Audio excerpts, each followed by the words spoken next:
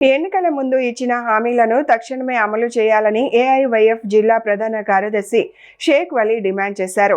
ఈ మేరకు సోమవారం జరిగిన గ్రీవెన్స్ కార్యక్రమానికి హాజరైన ఆయన పలు సమస్యలపై అధికారులకు ఫిర్యాదు చేశారు.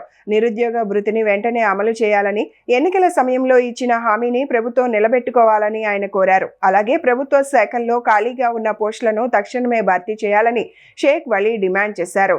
డిఎస్సితో పాటు అన్ని నియామక ప్రక్రియలను పారదర్శకంగా నిష్పక్షపాతంగా నిర్వహించాలని ఆయన ప్రభుత్వాన్ని కోరారు.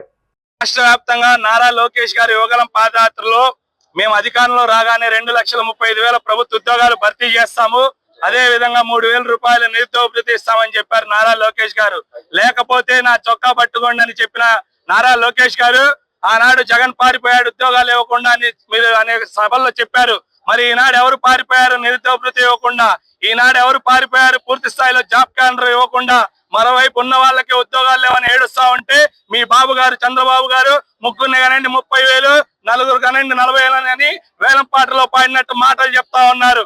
ముగ్గురిని గంటాము, నలుగురిని గంటాము. నిన్నే ప్రజాసేవ చేయడానికి వచ్చారు భాష్యం రామకృష్ణ గారు. మరి వాళ్ళ స్కూల్లో వాళ్ళ కాలేజీల్లో ఫ్రీ సీట్ ఇప్పిస్తామని అడుగుతా ఉన్నాము. నీ ఎమ్మెల్యేలు నీ మంత్రులే ఉన్నారు. పక్కన విజ్ఞాన యూనివర్సిటీలో చంద్రబాబు గారు ఫ్రీ సీట్ ఇప్పిస్తారా? అదే విధంగా నీ ఎంపీ ఉన్నారు గీతం యూనివర్సిటీలో ఫ్రీ సీట్ ఇప్పిస్తావా? అదే విధంగా నీ బినామీ మంత్రి ఉన్నారు నారాయణ గారు, ఫ్రీ సీట్ ఇప్పిస్తావా? ఉన్న వాళ్ళకే ఉద్యోగాలు ఇవ్వలేకపోతా ఉన్నారు. ముగ్గురిని కనండి 30,000, నలుగురిని కనండి 40,000. మరోవైపు నిధులు లేవంటా అన్నారు.